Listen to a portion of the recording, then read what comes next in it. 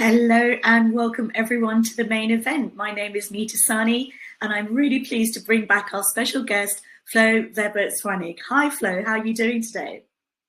Hi, Rita. I'm great. Thank you for having me. It's great to have you back and it's great to be discussing inclusivity.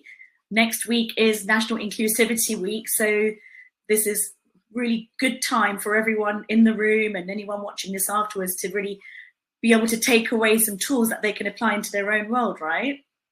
Yes, absolutely. And it's usually a week of a lot of events and a lot of pressure on the HR and D&I team. So yeah, as you said, perfect timing. Indeed, that's what we're here for. So just to do a little bit of housekeeping while everyone joins the room. So the main event is all about helping organizations. We have a real bilingual attendance. We have corporate firms, we have charities and not-for-profit firms. We have organizations who are world matters, so could be sustainability or renewable energy. So we bring together a lot of different perspectives and also a lot of different needs. And that's what we feel is really important, because everyone can bring knowledge from a different way and also have different needs and challenges. So hopefully by the time we've done our 45 minutes today, you will be able to go away. Hopefully we will have shared some thoughts in the room as well. But also between Flo and myself, you'll take back some expertise that you can apply straight into your world and to impact the people in your organizations. So as I mentioned, we should be on air till about 12:45. We tried to keep the sessions quite succinct. We know time is really precious. And we've also got a chat box so that we can make it interactive. And I'm just going to show you how easy that is. So I'm just going to type a quick hello. And I would love for everyone who's already on to be able to just give me a hello. Let Flo and I know you're there and that you can hear us. All the tech is good so that we can forge ahead and get into the detail. Finally, Flo, you and I just put a poll together because we always want to get a feel for the room and what challenges the room faces. Now, I've realized that I didn't put other as an option, i.e. if any of the options that we've given don't relate to you, please put a little note in the chat box about what your impact and challenges are when it comes to creating impact in inclusivity in your workplace. So the poll today is, what comes up for your organization when it comes to impact in D&I? Are you worried that you're going to get it wrong? Is it that you're not getting any support from senior leadership? Are they just concerned about intent but not actually understanding whether that creates an impact? Or is there a budgetary issue? So we've already got a few comments. I don't think we've got everyone letting us know yet, but we're at 50-50 with worrying you'll get it wrong and also that there's no budget. So we can certainly help with some of those challenges today. Flo, what would you like to add to that? Oh, we've got lots of hellos, so that's good. Flo, what would you like to add to that in terms of the poll? Like, what would you say you want people to be thinking about when answering this? Yeah, so I guess there's, first of all, when it comes to D&I, you will get it wrong, 100%. So if that was one of your worry to begin with, just like know that it's part of that journey it's going to be uncomfortable, but yeah, the more you go through that, the more comfortable you're going to be being uncomfortable, Yeah, and it's you can't okay. create impact. Yeah. And when it comes to budgetary challenges, I mean, it's a really tough world out there at the moment. We know that it's a very unpredictable economy, and both commercial and not-for-profit organizations are having to be really mindful. Would you say that there are impactful ways that inclusivity can be improved without spending a lot of money? Yes, I mean, obviously budgets are important to like showcase the investment in it, but there is still a lot of things that can be done while Yeah, being mindful of that. For example, accountability yeah, is a really big one that's not necessarily often part of D&I strategies. Even like big corporations that have massive D&I budgets, some of them still don't put accountability at the center of all of that. And you can yeah, throw money at everything you're trying to achieve. If there is no accountability behind it, it's still not yeah. gonna do anything or not gonna Yeah, do so much. you can put it all in place, but if we're not assessing if it's having an effect or an impact, then you're throwing money away. Essentially, you're not actually making sure it gives you the ROI and the investment in your people. Yeah, So exactly. It can be very performative. Mhm. yeah, so tell us a little bit about the theme for National Inclusion Week this year, Flo. And while you're doing that, I've got to put my charger in because it's dropped out and I'm getting a low battery reminder. So yeah, just bring that to life for me. I'm literally going to lean over. Won't be a minute. So it's really good that there is the word impact in this week's theme for National Inclusion Week, because again, we talk a lot about impact over intent, but also when it comes to like your own personal allyship journey, like, you know, if you did something meaning well, but that it landed poorly and created some discomfort for the person in front of you, then it's about impact over intent. Even if you were well-meaning, you would apologize to that person. And it's a little bit the same thing when it comes to looking at D&I initiatives and strategies. You might have you might be very well-meaning, and the organization might be like, we really need to make sure people feel comfortable, and that's the intent, which is fantastic to see. But then if you don't have that component of accountability, there won't be any impact. So accountability can look different depending on what you're trying to do. It can be being honest about the current make of your organization and be like, well, at the moment it's 99% white cis men straight, and but then, you know, be really honest about what you're trying to achieve and also about your shortcomings. So if you have to say, we had that goal to have that many women in leadership position or that many people of color in leadership position by that point, we didn't hit our targets. That accountability is really important to keep things moving and to really build that trust within the organization. If there is no trust and no accountability, you can't really drive any kind of impact, no matter how much budget you've got. Yeah. And starting at the beginning, which is obviously where we get involved in helping our clients to attract talent to their world, and we bring diversity and inclusivity through the whole process. I think it's important for employers to understand that quotas are illegal, but targets are achievable and we can work in partnership. I always talk about my world being a reflection on the world outside. That's what I'm trying to work towards. So, and if I work with our clients to help them achieve that in their world, then hopefully we're getting somewhere. But don't be afraid to have the conversation again.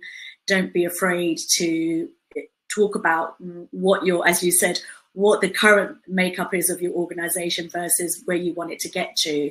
You know, Flo, I love looking at statistics, and to this day, I'm just looking at leadership roles. 90% of leadership roles, board level roles, are white males. I put that statement out on LinkedIn in my pre-video and probably got a lot of people sort of not liking me for pointing that out. But that's, you know, that's not the makeup of the world out there. So that's got to change. But also, you know, the positive that actually just having gender diversity increases the financial success of an organization by something like 25%. In fact, they get to the top quartile with 25% females on the board. And having a gender and race diversity actually increases that to 36%. I thought that was amazing. I had to double check those numbers. Yeah, people kind of rehashed those numbers for a few years when they were like really pushing for D&I initiatives.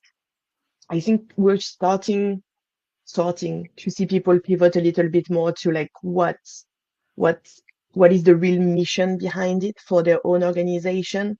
Like, is it about, we want to make sure that someone walking through the door or wheeling through the door would be instantaneously comfortable there, or what is it about? Is it about the belonging? Is it that you want to be the blueprint in your industry for a diverse workforce, or do you want to make sure that clients, partners, anyone would see themselves represented with your own organization? And really finding out what's the mission basically behind the D&I initiatives is really helpful.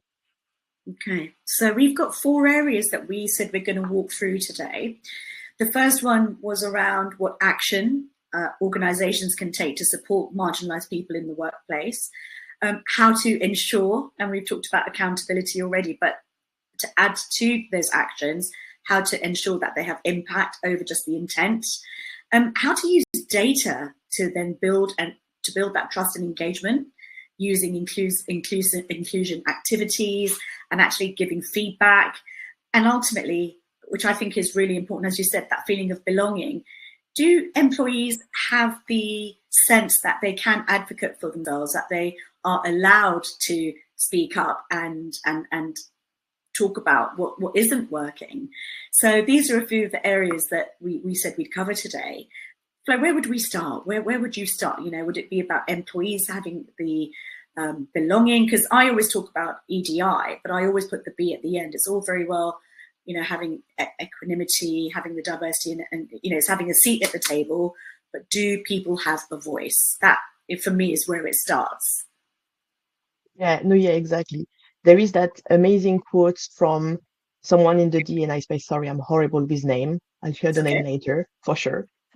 Which is inclusion is having diversity is having people invited to the ball. Inclusion is asking them to dance.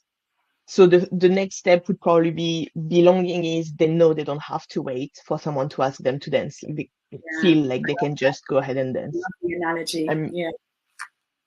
And it's I mean, all of the points here are quite linked to one another, right? So when you look initially at the data that you have, that can tell you the kind of gaps that you've got and the blind spots you might have within your organization.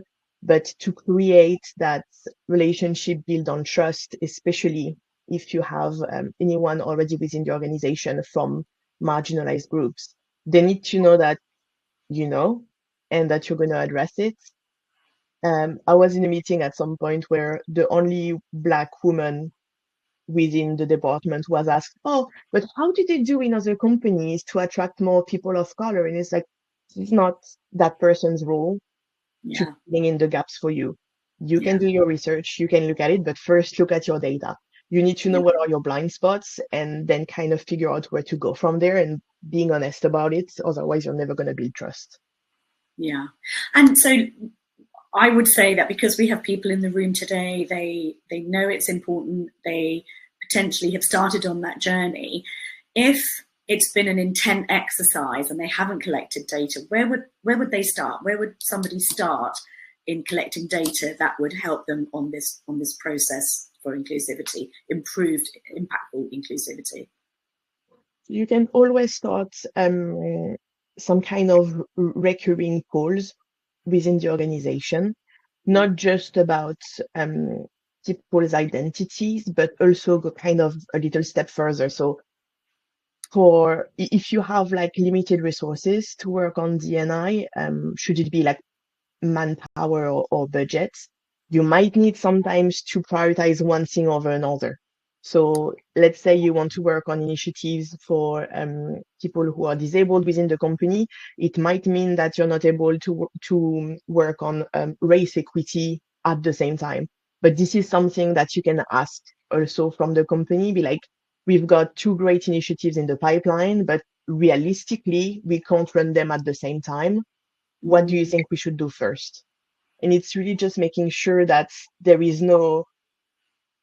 your employees don't find out choices that you've made on their behalf later on, and making sure that they're really on the journey with you and they can see it's going to be messy, it's going to be uncomfortable, but that they really see that there is more than intent and that you're really striving for impact. Yeah, and that permission to try things, keep what works, let go of what doesn't, and again, not going to your diverse workforce for the answers. I think actually bringing everyone together and saying, can everyone make suggestions as a collective about what you would like to do and what you would like the organization to do to be able to support all diverse people in the organization. You know, I often think about show and tell, and I always think that, you know, the first thing that sort of started many moons ago was, you know, at Diwali, because it's coming up in November, and I've started seeing all the signs up, you know, it'd be like, oh, somebody would bring in samosas. So they'd bring in samosas or like Indian sweets, but they wouldn't actually talk about what the meaning of it was. So people started to become aware, and it's improved so much. But have little sessions where people get to understand, like, not just what you eat, but what it means to different people. We all have Christmas off, but people are understanding more about different religions, but within that, it's not just religion or race.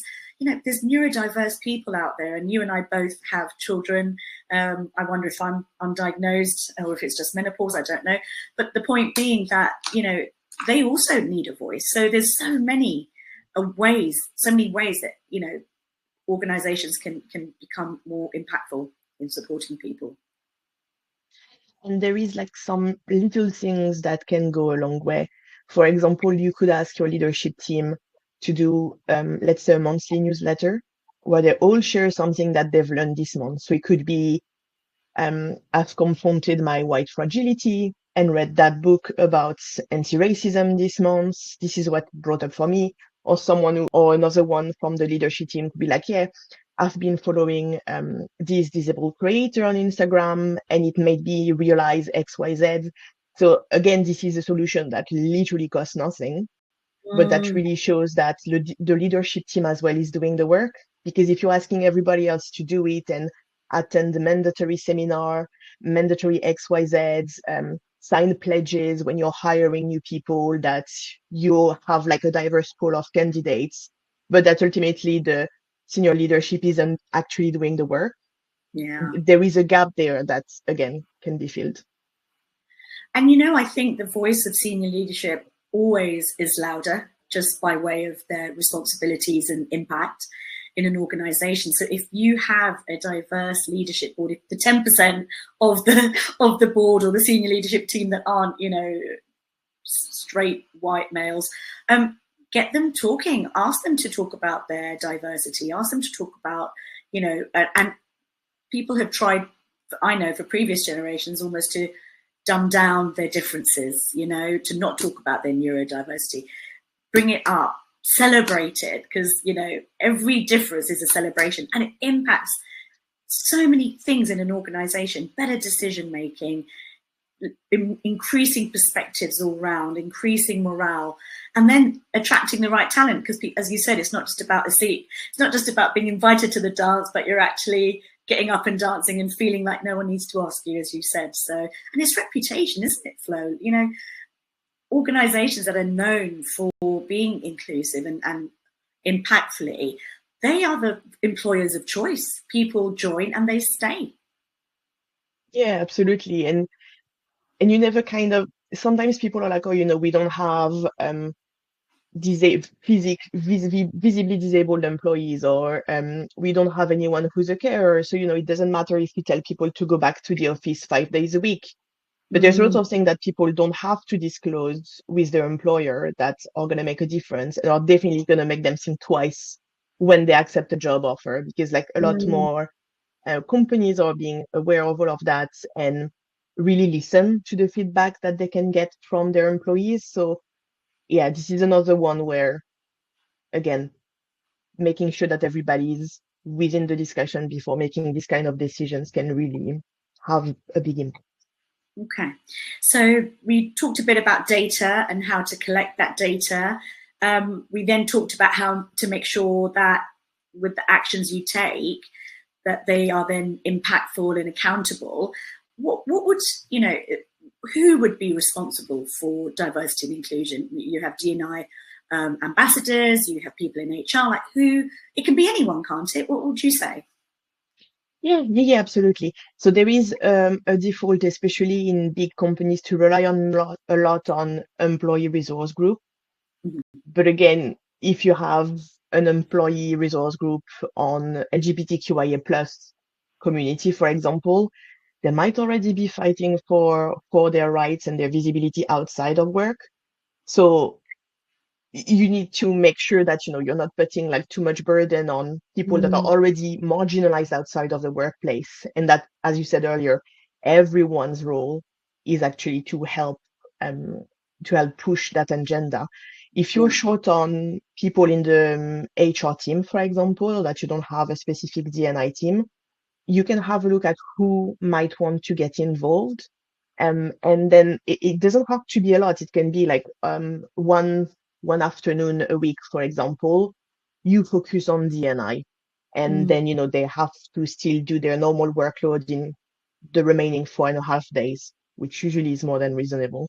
mm, But just make sure that you find ways like that if the budget doesn't allow to hire someone full time to help out or to have enough people usually. And it's exciting for people also to like diversify a little bit what they're doing at work, so yeah, you're definitely going to have some people interested. yeah. And it then allows them to, it not only gives back, but it really increases their skills and their engagement and their ability to communicate. It's just such a win-win, isn't it? And so isn't it, you never give up. Actually, you gain far more than you give by Yeah. volunteering for something like that. And an organization could even do it where somebody does it for a year or 6 months. Like it could be something that different people hand the baton over to, especially in smaller organizations. You think because it's smaller that communication is better, but sometimes more assumptions are made. Oh, so and so's doing it. So it's not like you don't create a proper structure and guideline. So I think whatever size your organization, start with the intent, write it down, and then feedback on what the impact is as and when you go through different exercises or events. So we talked to Flo about data and how that helps to build trust and engagement. And we talked a little bit about capturing data through polls. What sort of data would you want to report? We get clients asking us, to talk about what the range of applicants have been for roles that they have recruited for. What would the data be that your employers would be reviewing and reflecting on? So when it comes to identities, it could be the all of the different criteria that would be covered within the Equality Act 2010. Yeah, So, like religion, race, the protected sexual characteristics. orientation, disabilities, all of those things. Yeah, But you can definitely go further and be like, are you a carer?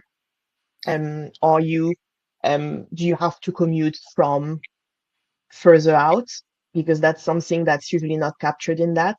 yeah, Very often you're going to have the younger members of the team that are on the lowest salaries and have to commute from further out. So for them, it's not the same cost to have to come into the office and things like that wouldn't be captured in the normal questionnaires. Or you can always open some questions, be like, is there something that you really want us to know and understand about your day to day, or about any barriers that you might be facing when you want to feel comfortable in the company, or anything preventing you from having that proper sense of belonging.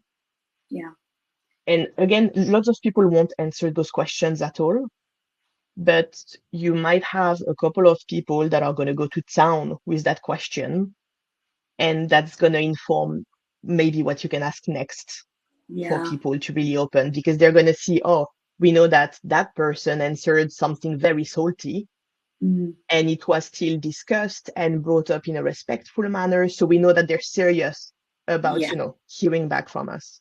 yeah. So actually putting it into practical process where people can observe and therefore see it in real time, and therefore it builds that trust and confidence that if I bring something up on the next poll, it will be, my voice, it will be heard. Okay. And what about, we've talked about impact ambassadors, for example, in organizations, but what about managers? So many managers are thinking, this is on me. How many things am I going to be responsible for? What is and I'm not asking for them to be, cutting corners, but what is the minimum a manager could do to demonstrate inclusivity and to ask the right questions? Curiosity over judgment.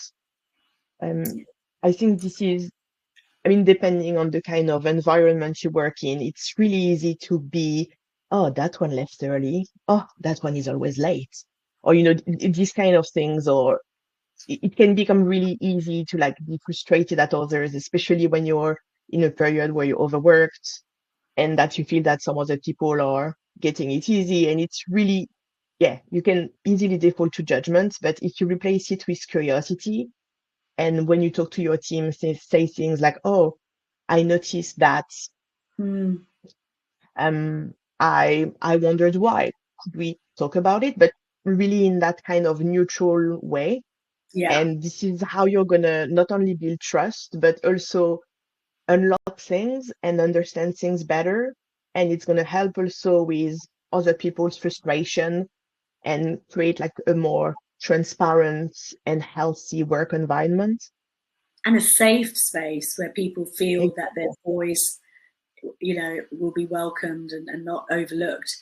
So a lot of work we do when we do management training is around communication. It's around the language that's used, and feedback is very often taught as an individual module about when you're giving somebody feedback. But even inquiring about, I noticed, that's feedback as well. That any conversation you have that reflects on something a person does, you may not be giving them feedback on their work, but it is feedback. So if you have done feedback training before, look back at some of your feedback approaches and that I have noticed, help me understand. Is there some other, is there a way that we can support that? This, tell me what you were thinking, what's going on for you, and I guess it's that whole open questions again, the who, when, why, what, rather than the statements. I love it when you say curiosity over judgment, because my approach to that is very much more clinical of, make no assumptions, right? I'm right here, ask me a question, don't make any assumptions. And I think that's essentially put far more eloquently and impactfully. But that's what it is. It's make no assumptions. People are right there. They're open to being respectfully asked a question. Yeah, and it's really creating that sense of psychological safety at work, because obviously we talk a lot about mental health at work and, like avoiding burnout and all of that, but creating really that environment of psychological safety is kind of that one step further when, yeah, as you said, people know they can ask questions, people know they can be open about who they are and what they're going through. And yeah, it creates like synergies in team that are just fantastic when you can have that. Well, the worry about getting it wrong is polling the highest in our poll. Second is that the budget for proper impact is lacking. And actually, there's no one in the room who's saying that they're not getting support from leadership. So that's a positive. That means that the intent is there, and now it's about how we can make it impactful. And the room, we haven't asked a lot from the room today, apart from the hello at the beginning, but if anyone has any scenario, you can do it privately. We don't have to give out names. If you have any scenarios that you want to ask about, or how to deal with a certain person, or if something's happened, please feel free to share it, because that's what Flo and I are here for, is to give you solutions that you can take away with you straight away. We're also here outside of the 45-minute session. Both Flo and I are going to be sending out our details for contact with the recording. So please also, when you think about how you want the ripple effect of this time that you've invested to be, is think about who you could say, hey, listen, attended this webinar, listen to it in double speed and you'll get a gist of it. Or there are a couple of things that, 28 minutes and 32 minutes, I think would be really useful. It just allows you to present your recommendations with evidence and gravitas, rather than just, I think, right? Which always strengthens deciding what to do and how to do it and getting that approved. And if I can get a little bit coachy there, Yeah. maybe today is also like the right opportunity for those who joined us to just have a think about what's the next step that they want to take, looking towards impact. Is it, as you just said, sharing the recording and with some ideas? Is it you've got a meeting next week and you're thinking that maybe you can bring that or that up? But yeah, today is definitely the right moment. There's no wrong time to take those steps. Yeah.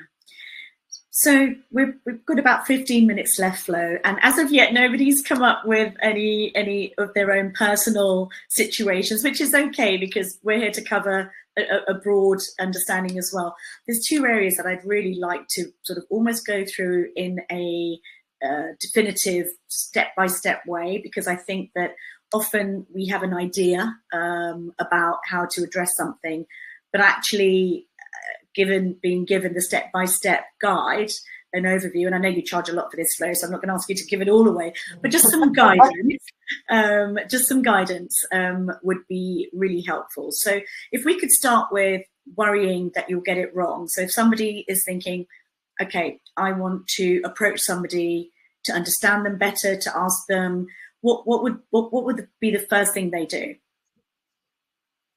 The first thing that you would do in that case would be educating yourself a little bit more on the specific topic first. Yeah. So I'm assuming you were talking about approaching an employee to figure out more about their needs. Yes. Yeah. So yeah, first of all, just make sure that it doesn't have to be like, like a PhD kind of research. It can be asking ChatGPT. It can be looking for influencers on Instagram. It doesn't have to be something complicated. And then you can always ask that person because you would want to like chat with them and just understand a little bit better what works for them and what doesn't. Yeah. It doesn't have to be something that feels confrontational, like, I know you're disabled and we're not too sure how to approach that. It's just be like, yeah, we want to know what works for you and what doesn't, and how we can accommodate your needs better. So yeah, it can be a lot of different things. Yeah.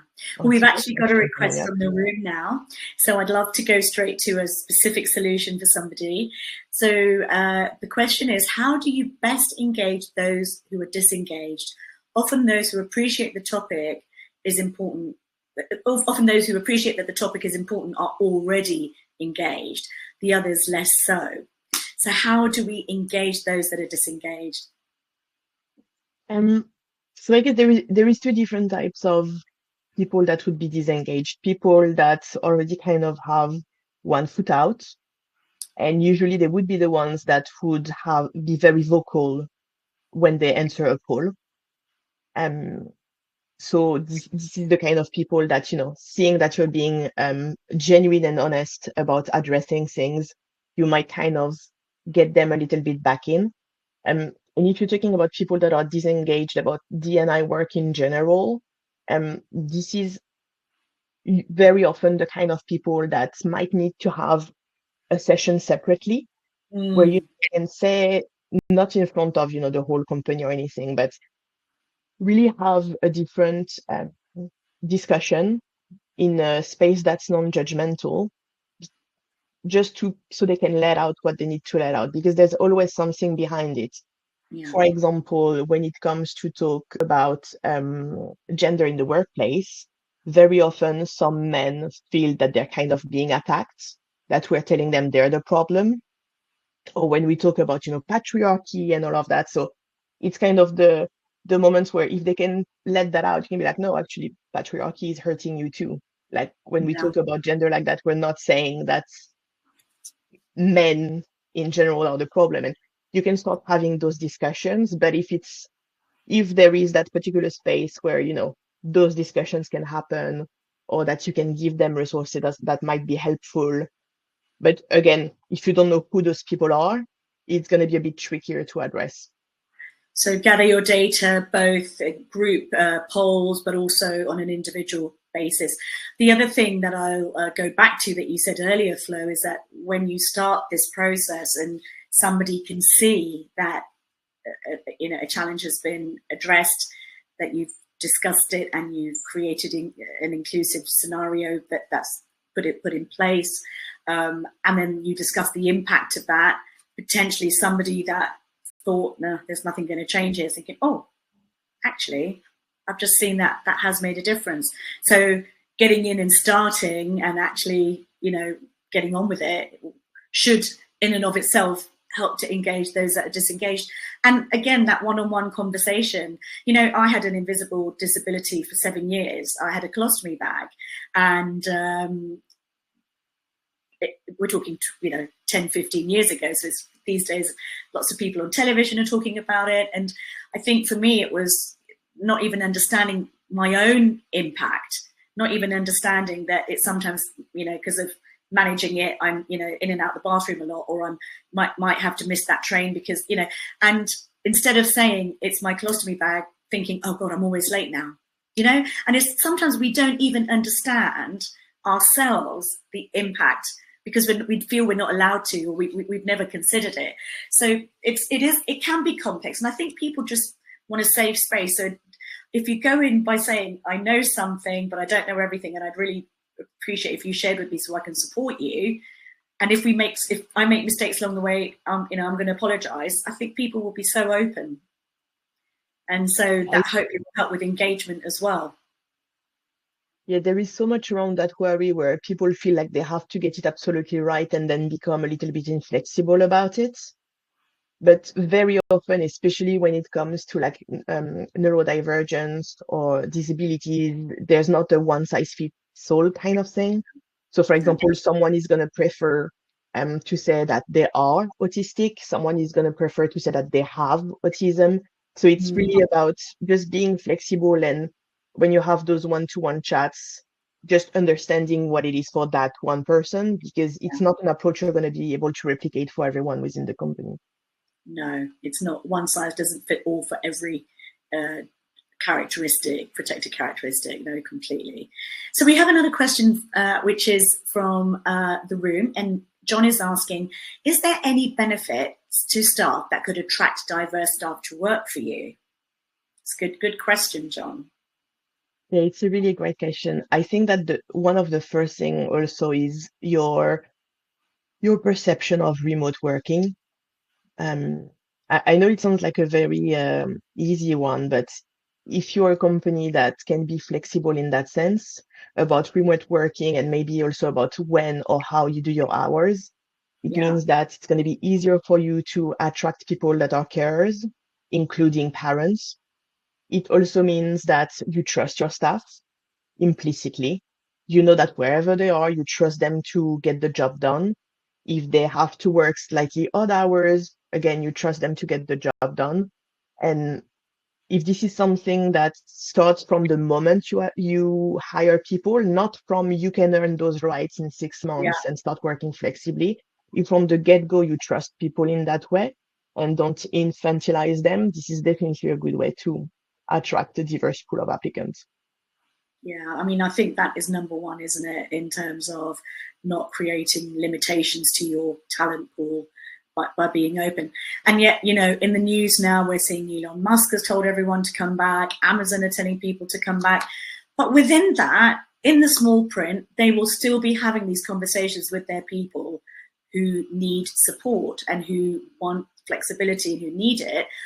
Even these great big behemoths who put out these, headlines, they do have processes for inclusivity and people trained to have the right conversations. So sometimes companies think, well, oh God, if they're doing it, we better do this too. We mustn't offer this anymore. But I think again, it's that one size does not fit all, and you've got to work out what works for your people. I would love if John's question could be asked by anybody else in the room as well. So does anyone in the room have any other ideas or benefits that you have in your organizations that could attract diverse staff to work for you?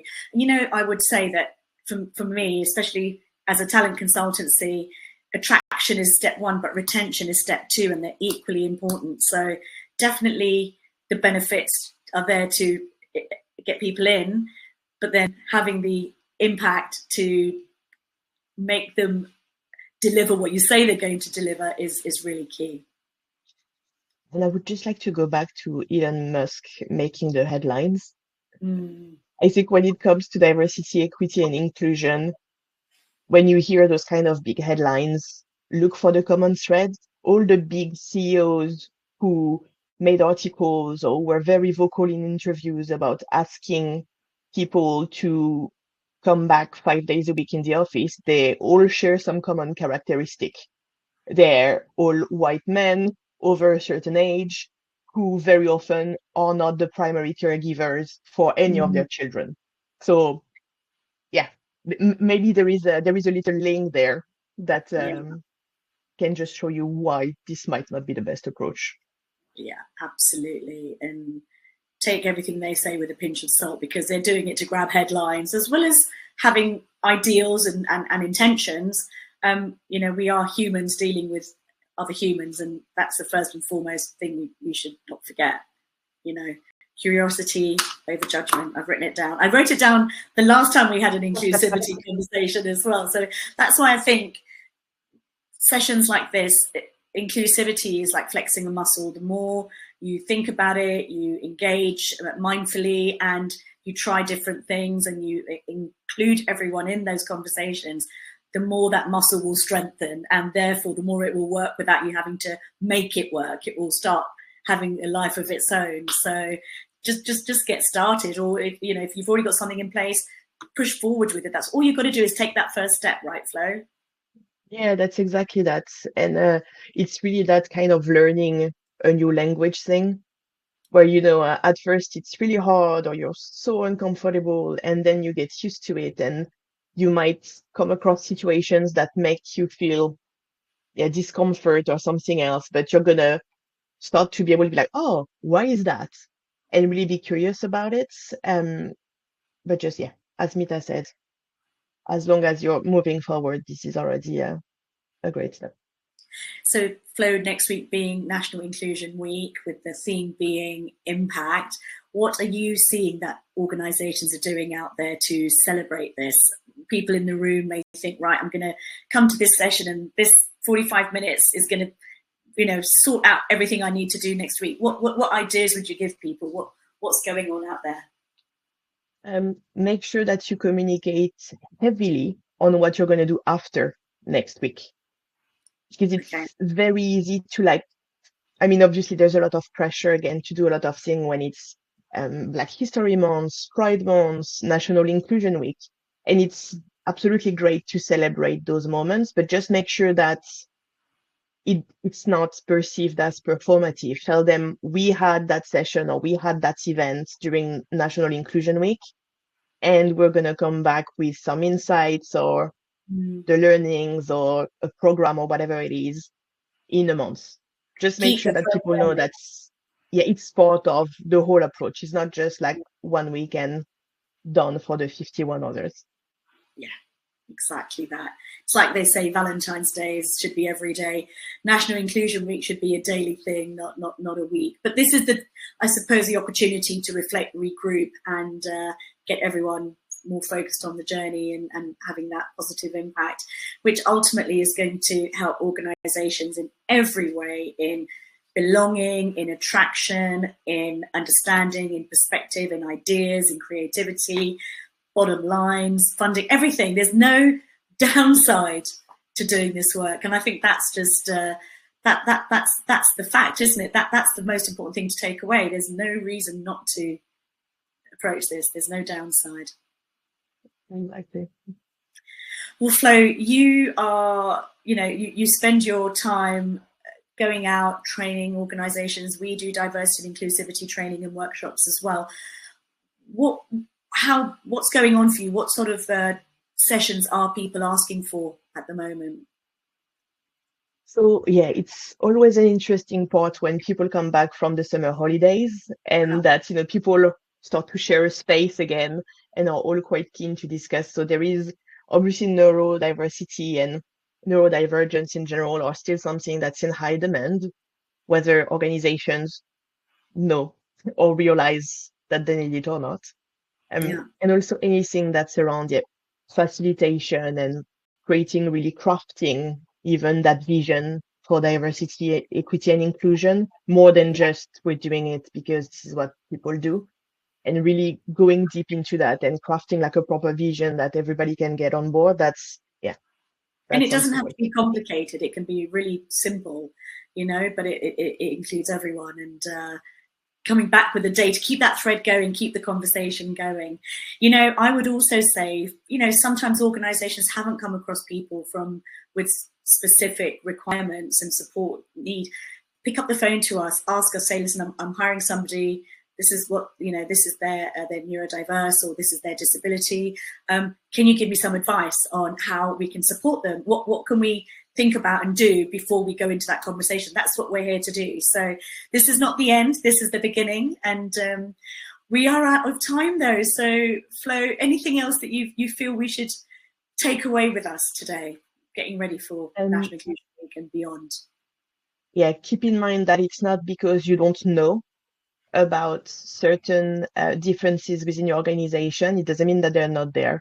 There's a lot of things about someone's identity that they do not have to disclose to their employer. So keep in mind that you might already be more diverse than you think you are, and that there's already people hearing and keeping an eye on what you're doing with those initiatives. So you've got this. And some can be invisible, so you don't even know if it's there. So start gathering the data.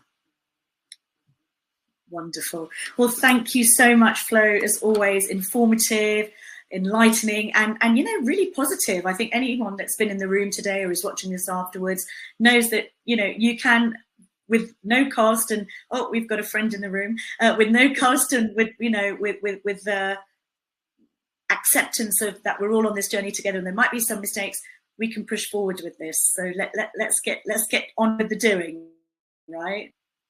Absolutely. Wonderful.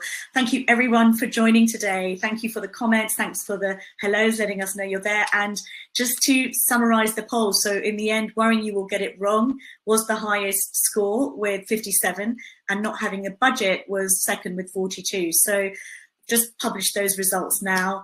Hopefully you've got some tools that you can take away and apply, but please remember, Flo and I are both here outside of this session as well, and we'd love to support and help you in every way. But most importantly, good luck to everyone, and go forth and make that impact. Thanks, everyone. Bye for now.